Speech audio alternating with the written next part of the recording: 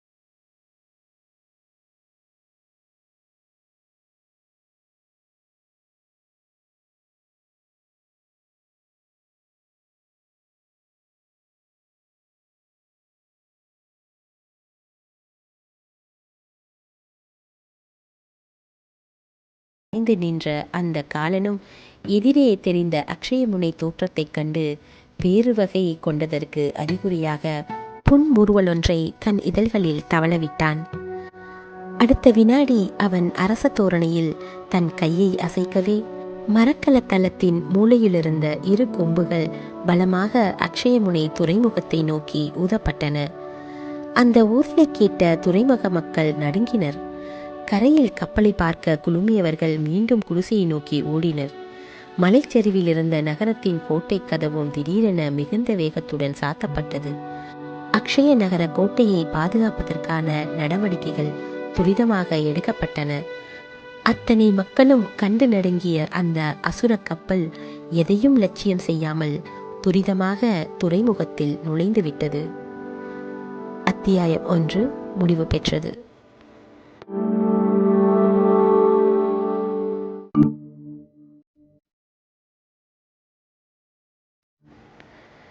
சாண்டில்யனின் கடல்புறா பாகம் 2 அத்தியாயம் 2 துணிவின் எல்லை. அக்ஷயமுனை கோட்டையின் துரிதமான பாதுகாப்பு ஏற்பாடுகளையும் கோட்டைக்கு முன்பாக மணல் வெளியில் கட்டப்பட்டிருந்த மூங்கில் குடிசைகளை நோக்கி விரைந்த மாலுமி கூட்டத்தின் குடும்பங்களையும் தனது மரக்கல பாய்மரத் தூணில் சாய்ந்த வண்ணமே கவனித்த அந்த அசுர கப்பலின் தலைவன் இதழ்களில் புன்முறுவல் ஒன்று பெரிதாக விரிந்தது. அதை சேர்ந்து விரிந்த அவன் கண்களும் ஒரு முறை நாலாபுறத்திலும் சுழன்று அந்த துறைமுகத்தின் தன்மையையும் பாதுகாப்பு பழத்தையும் நிதானமாக அளவெடுத்தன. தன் மரக்கலம் செல்லும் நீர்வழியை சுற்றிலும் 5-6 பெரும் மரக்கலங்கள் நிற்பதையும் அந்த மரக்கலங்களில் போர்க்களங்களும் பொருத்தப்பட்டிருந்ததையும் கவனித்த அவன் வலுவுள்ள சிறு கடற்படையின் அரணுக்குள் தான் நுழைவதை புரிந்து கொண்டான்.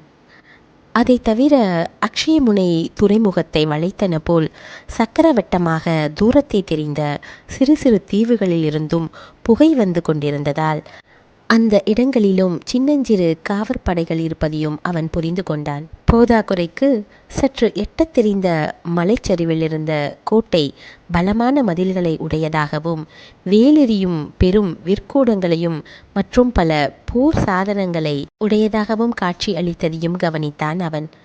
தவிர அந்த கோட்டை மதிலின் தளமும் விசாலமாக இருக்க வேண்டும் என்பதை பாதுகாப்பு முன்னிட்டு திடீரென உலாவிய வீரர்கள் வரிசையிலிருந்து ஊகித்து கொண்டான் அந்த அசுர கப்பலின் தலைவன்.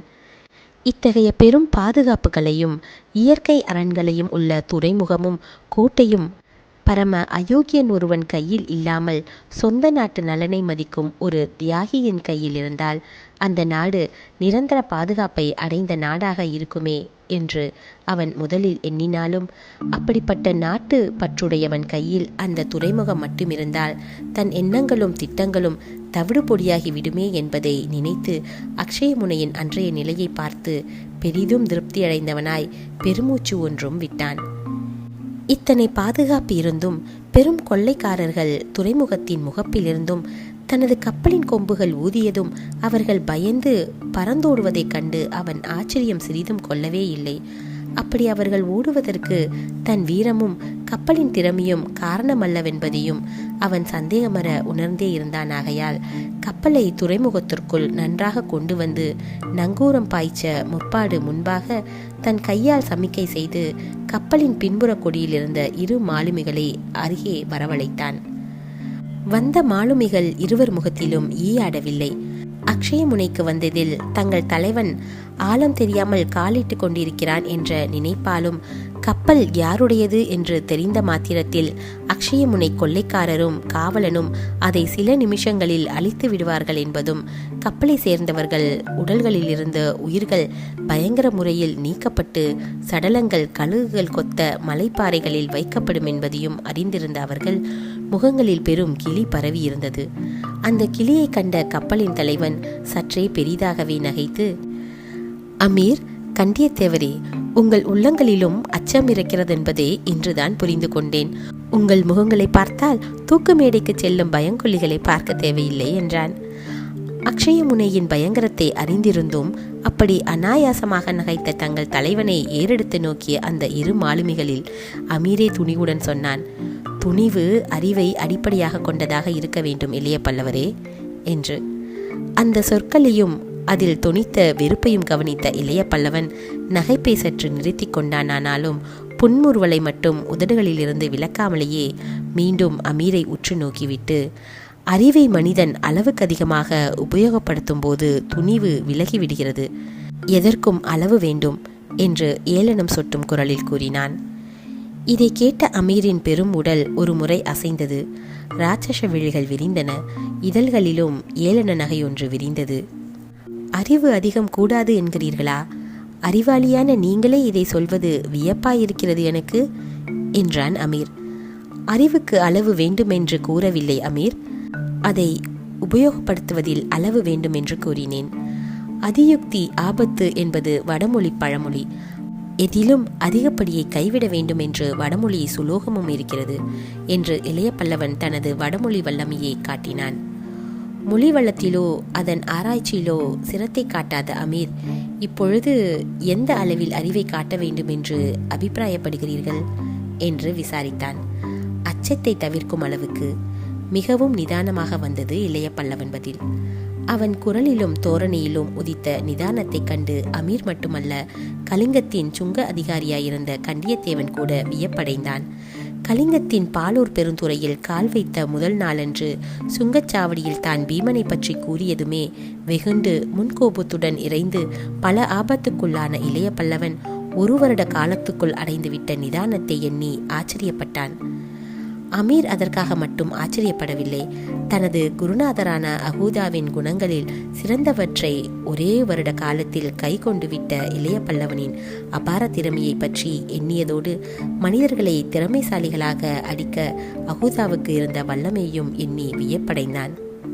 கிறிஸ்துவுக்கு பிறகு ஏற்பட்ட சகாப்தத்தின் 1063வது வருஷத்தில் கலிங்கத்தின் பாலூர் பெருந்துறையில் வந்திறங்கிய இளைய பல்லவனுக்கும் சரியாக 1 வருஷம் கழித்து பெரும் மரக்கலத்தின் தலைவனாய் இணையற்ற துணிவுடன் சொர்ணபூமியின் அக்ஷயமுனை துறைமுகத்தில் நுழைந்து நங்கூரம் பாய்ச்ச முற்பட்ட இளைய பல்லவனுக்கும் பெரும் வித்தியாசம் இருக்கத்தான் செய்தது. 1 வருடத்துக்கு முன்னால் அவன் முகத்தில் இருந்த துடிப்பும் முன்கோபமும் மறைந்து அவற்றின் இடத்தை பெரும் நிதானம் ஒன்று ஆக்கிரமித்து கொண்டிருந்தது. முகத்தில் பெரும் சாந்தமும் எல்லையற்ற நிதானமும் தெரிந்தாலும் உள்ளம் சதா ஊசி முனையில் மிகுந்த எச்சரிக்கையுடன் இருப்பதை பளிச்சென்று ஜொலித்த ஈட்டி விழிகள் நிரூபித்தன.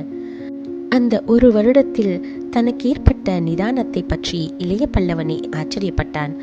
அத்தனை நிதானத்துக்கும் தனக்கு ஏற்பட்ட கப்பலோட்டும் திறமைக்கும் சீன கொள்ளைக்காரனான அகூதா அளித்த பயிற்சியே காரணம் என்பதை அவனும் அடிக்கடி தன்னுள் சொல்லிக் கொண்டிருந்தான். அந்த 1 வருடத்தில் அவன் அடைந்த அனுபவங்கள் பலதரப்பட்டவை. 1 வருடமாக தான் உயிரோடு இருப்பதே பெரும் பிரம்ம பிரயத்தனம் என்று நினைத்தான் அவன். பாலூர் பெருந்துறையில் காஞ்சனாதேவியையும் அனபாயரையும் காப்பாற்ற தான் தன்னை பழி கொடுக்க தீர்மானித்து தன்னந்தனியே பீமனையும் அவன் வீரர் கூட்டத்தையும் எதிர்த்து நின்றதை நினைத்து பார்த்த இளைய பல்லவன் அந்த போரில் தான் மடிய பல தடவை வழியிருந்தும் எப்படியோ தப்பிவிட்டதை எண்ணி பார்த்தான். பீமன் எரிந்த வேலினால் ஏற்பட்ட காயத்தின் இரத்தப்போக்கினாலும் கட்டுக்கடங்காத வெறி பிடித்த அரபு புறவிகள் தன்னை தள்ளி அவற்றின் குழம்புகள் 2 மண்டையில் தாக்கியதாலும் தான் மரண வேதனையுடன் மூர்ச்சையாகி தரையில் விழுந்ததையும் சிந்தித்தான். அதிலேயே நான் மரணமடைந்திருக்கலாம். அப்படி மரணமடையாவிட்டாலும் பீமனின் வீரர்கள் வாள் பாய்ச்சி என்னை கொன்றிருக்கலாம். கொல்லவில்லை. நான் மரணமடைந்து விட்டதாக நினைத்து அவர்கள் போயிருக்க வேண்டும், இல்லையேல் என்று நினைத்து புன்முறுவல் கொண்டான். அப்படி நிலத்தில் குளம்படிப்பட்டு வீழ்ந்த பிறகு நடந்த காரியங்கள் ஏதோ சொப்பனம் போல் அவன் நினைப்பில் இருந்து கொண்டிருந்தன. குளம்படிப்பட்டு மூர்ச்சையான தான் 2 வினாடிகளுக்கெல்லாம் மூர்ச்சை தெளிந்து எழுந்ததும் தள்ளாடி குறுக்கே வந்த ஒரு வெறிப்பிடித்த புறவி மீது சிரமப்பட்டு தாவி படுத்து கொண்டதும் அந்த புறவி தெய்வச் செயலாக நீர்க்கரையை நோக்கி விரைந்ததும் லேசாக நினைப்பில் இருந்தது அந்த வாலிப வீரனுக்கு. அதற்கு பின் தான் பல நாட்கள் ஸ்மரணையற்று இருந்ததையும் அந்த பல நாட்களில் தன்னை தாங்கிய அகூதாவின் பெரும் கப்பல் அலைக்கடலில் பாய் விரித்து ஓடிக்கொண்டிருந்ததையும் அமீர் சொல்ல கேட்டிருந்தான் இளைய பல்லவன். இளைய பல்லவரே, அகூதாதான் உங்களை காத்த தெய்வம். நான் ஓட்டி வந்த வண்டிக்கு ஒருவேளை ஆபத்து நேர்ந்து தப்ப முடியாவிட்டால் நம்மை வேறு வழியில் தப்பிவிக்கவும் ஏற்பாடு செய்திருந்தார் என் குருநாதர். இதற்காக கோதாவரி சங்கமத்திலிருந்து பல அடிகள் தள்ளி ஒரு தனி படகை தன் மாலுமிகள் சிலரையும் நிறுத்தி வைத்து தானும் நின்று போரின் நிலையை கவனித்து கொண்டிருந்தார். நீங்கள் போரில் மூர்ச்சையாகி விழுந்ததும் முரட்டிப் புரவி மீது படுத்ததும் அது கரை நோக்கி வந்ததும் எதையும் கவனிக்க தவறாத அவர் விழிகள் கவனித்தன. ஆகவே எங்கள் வண்டி மடக்கப்பட்டு காஞ்சனாதேவியும் அனபாயரும் தப்பியதும் எங்களை தன் படகுக்கு வரும்படி சைகை செய்தார். நாங்கள் ஓடினோம். அதற்குள் உங்களை தாங்கிய புரவியும் நீர்க்கரை வந்து திடீரென திரும்பியது. நீங்கள் புரவியிலிருந்து உருண்டு விழுந்தீர்கள். அகூதா உங்களை 2 கைகளால் தாங்கிக் கொண்டார். எங்களை துரத்திய வீரர்களை சீன மாலுமிகள் வெட்டி போட்டனர். வெகு துரிதமாக படகில் உங்களையும் எங்களையும் ஏற்றிக்கொண்டு அகூதா தன் மரக்கலத்துக்கு வந்து சேர்ந்தார். மரக்கலம் நங்கூரம் எடுத்து பாய் விரித்தது. பிறகு பல நாட்கள் நீங்கள் காய்ச்சல் வசப்பட்டீர்கள், ஏதேதோ பிதற்றினீர்கள் என்று அமீர் 1 வருஷத்துக்கு முன் அகூதாவின் கப்பலில் விளக்கிச் சொன்னது அன்றும் நினைப்பில் எழுந்தது இளைய பல்லவனுக்கு. என்னென்ன பிதற்றினோம் என்று எண்ணி பார்த்த அவன் முகத்தில் அப்பொழுதும் மந்தகாசம் விரிந்தது. பிதற்றியதை அமீர் ஜாடை மாடியாகத்தான் சொன்னான் என்றாலும் மீதியை புரிந்து கொள்வதில் எந்தவித கஷ்டமும் ஏற்படவில்லை அந்த வாலிபனுக்கு. ஏதோ சாளரத்துக்குள் குதித்ததை சொன்னீர்கள், ஆடை ஆடை என்றீர்கள், பிறகு கோதாவரியில் நீராடு நீராடு என்றீர்கள், ஆடை உலர்கிறது என்றீர்கள் என இப்படி பிதற்றலை விவரித்தான் அமீர்.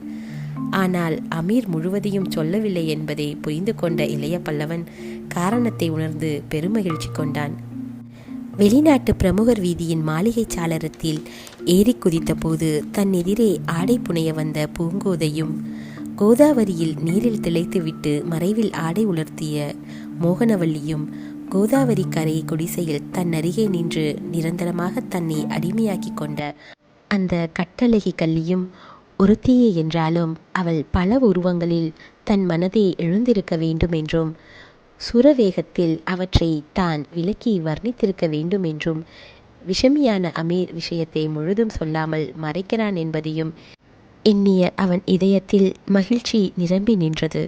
இந்த சம்பவங்களும் அதையடுத்து தான் அஹூதாவின் கப்பலில் காய்ச்சலாக இருந்து பிழைத்த பின் அஹூதா தனக்கு கப்பலோட்டவும் கப்பல் போர் புரியவும் அளித்த பயிற்சியும் நிதானத்தின் அவசியத்தை அவன் திரும்ப திரும்ப வலியுறுத்தி தன்னை பதனிட்ட திறமையையும் அந்த சமயத்தில் எண்ணி இளைய பல்லவன் இத்தனை பயிற்சியுடைய தான் அக்ஷயமுனை தளத்தை எண்ணி அச்சப்பட அவசியமில்லை என்று நினைத்தான்.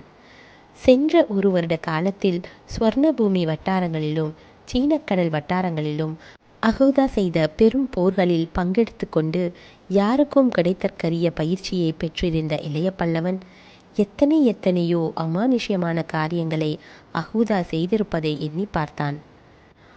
அஹூதா அத்தகைய பெரும் சாதனைகளை சாதிக்க முடியுமானால் தான் மட்டும் ஏன் சாதிக்க முடியாது என்று நினைத்தும் பார்த்தான்.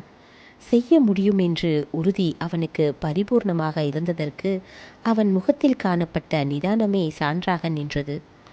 தன் கப்பலின் கொம்புகள் ஊதப்பட்டதும் அக்ஷயமுனை கடற்பதியில் திரண்டிருந்த மாலுமி கூட்டங்களும் அவர்கள் குடும்பங்களும் ஓடியதும், கோட்டை கதவு பலமாக சாத்தப்பட்டதும், பாதுகாப்பு ஏற்பாடுகள் பலப்படுத்தப்பட்டதையும் பார்த்த இளைய பல்லவன் அஹூதாவின் கொம்புகளுக்கு இருந்த பலத்தை எண்ணி மகிழ்ச்சியடைந்தது மட்டுமல்ல, பெருமிதமும் அடைந்தான்.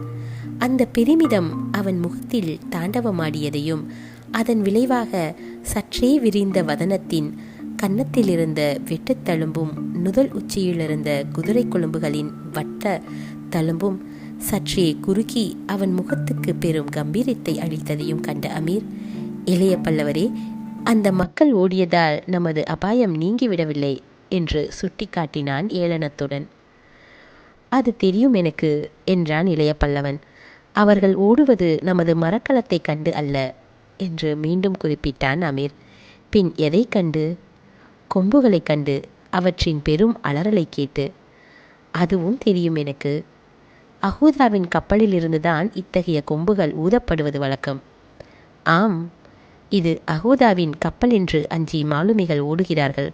அவர் பெயரை கேட்டாலே இந்த கடல் பிராந்தியத்தில் சிம்ம சொப்பனம்.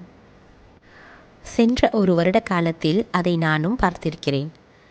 இது அஹூதாவின் கப்பல் இல்லை என்று தெரிந்ததும் மாலுமிகள் படகுகளில் வந்து மரக்கலத்தை வளைத்து கொள்வார்கள். அல்லது நாம் இறங்கிச் சென்றால் நம்மை வெட்டி போடுவார்கள். அப்படியா? ஆம், அதை சோதிப்போம் என்று மிகுந்த நிதானத்துடன் சொன்னான் இளைய பல்லவன். அந்த சோதனை பெரும் அபாயமானது என்பதை உணர்ந்த அமீரும் கண்டியத்தேவனும் திடுக்கிட்டார்கள். அதைவிட திடுக்கிடும்படியான செய்தியொன்றையும் எடுத்துச் சொன்னான் இளைய பல்லவன். சோதிப்போம் என்பதால் சோதனையில் நீங்கள் பங்கெடுத்து கொள்ள வேண்டிய அவசியமில்லை என்று சற்று அழுத்தியும் சொற்களை உதிர்த்தான். நீங்கள் சொல்வது புரியவில்லை என்றான் கண்டியத்தேவன். இந்த சோதனை என் உயிர் சோதனை. இதுதான் என் திட்டம், கவனமாய் கேளுங்கள் என்று திட்டத்தை விளக்கிய இளைய பல்லவன் அந்த பயங்கர திட்டத்தை நிறைவேற்றுவதற்கான ஏற்பாடுகளிலும் துரிதமாக இறங்கினான். அவற்றுடன் இளைய பல்லவன் ஆயுள் முடிந்துவிட்டதென்றே நினைத்தார்கள் அமீரும் கண்டியத்தேவனும். அது மட்டுமல்ல, அவன் ஆயுள் முடிந்த சில நாளிகைகளில் தங்கள் ஆயுளும் முடியும் என்பதையும் திண்ணமாக நம்பினார்கள். ஆனால் அவர்கள் முகத்தில் ஏற்பட்ட கிளியையோ தன் திட்டத்தின் பலாபலன்களையோ லட்சியம் செய்யாத இளைய பல்லவன், நங்கூரம் பாய்ச்சுங்கள், நான் கரைக்கு செல்ல படகு ஒன்று இறக்குங்கள் என்று இறைந்து கூவினான். அந்த உத்தரவை கேட்ட அமீரும் கண்டியத்தேவனும் பேயறைந்தது போல் அசைவற்று நின்றார்கள். துணிவுக்கும் எல்லையுண்டு என்று நினைத்த அவர்கள் துணிவின் எல்லையையும் மீறி அபாய அலுவலில் இறங்கிய இளைய பல்லவனின் கதியை எண்ணி எண்ணி பெரும் கலவரத்துக்கும் உள்ளானார்கள். 2ஆம் அத்தியாயம் முடிவு பெற்றது.